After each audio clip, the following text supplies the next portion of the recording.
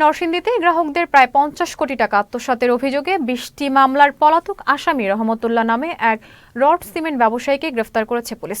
গ্রেফতার হওয়া রহমতুল্লাহ নরসিংদীর শিবপুর উপজেলার মুন্সেফেচর এলাকার আবুল কাশেমের ছেলে। সোমবার দুপুরে পুলিশ সুপারের কার্যালয়ে এক সংবাদ সম্মেলনে তথ্য নিশ্চিত করেন পুলিশ সুপার আব্দুল হান্নান। এর আগে রোববার গাজীপুরের পুবাইল থেকে তাকে গ্রেফতার করে জেলা গোয়েন্দা পুলিশ।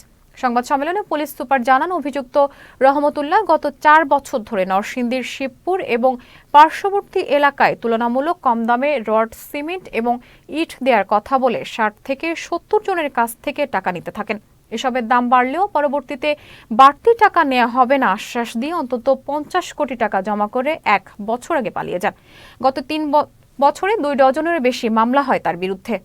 বিভিন্ন মানুষের কাছ থেকে জমি বিক্রি, কম টাকায় রড সাপ্লাই দিবে, কম টাকায় সিমেন্ট সাপ্লাই দিবে, এইভাবে মানুষকে উৎসাহিত করে এবং তার যে প্রতারণার ফাঁদ, সেই ফাঁদে ফেলে।